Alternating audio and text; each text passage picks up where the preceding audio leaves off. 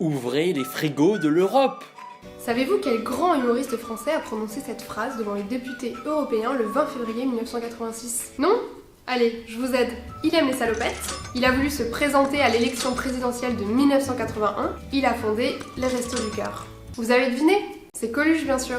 Un appel qui a été entendu par Jacques Delors, le président de la Commission européenne de l'époque. Sous son impulsion, le programme européen d'aide aux plus démunis a été créé en 1987. Il s'agissait d'une redistribution aux associations et aux organisations partenaires des surplus alimentaires issus de la politique agricole commune. Il s'est transformé en 2014 en Fonds européen d'aide aux plus démunis.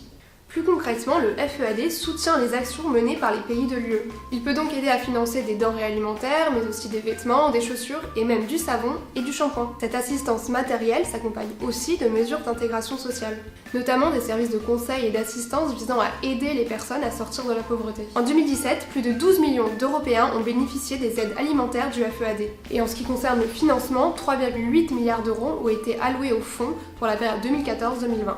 Pour la France, cette aide permet de financer un quart des repas distribués par les Restos du Cœur, par exemple. Elle soutient aussi les banques alimentaires, le Secours populaire ou la Croix-Rouge. Entre 2014 et 2020, la France a reçu près de 499 millions d'euros de la FEAD. Elle est la troisième bénéficiaire derrière l'Italie et l'Espagne. Mais demain, tout peut changer. Car pour le nouveau budget de l'Union européenne, qui sera voté en 2021, la Commission européenne a proposé que le FEAD soit intégré dans le Fonds social européen. Une décision qui diviserait par deux les montants alloués au fonds. Mais certains se veulent rassurants, comme Guillaume Allègre, économiste à l'OFCE. Selon lui, si ce fonds vient à disparaître ou à se réduire considérablement, les mesures prises à l'échelle nationale restent tout de même plus importantes. Vous l'avez compris, l'avenir du FEAD dépendra donc du résultat des élections européennes qui se tiendront le 26 mai prochain.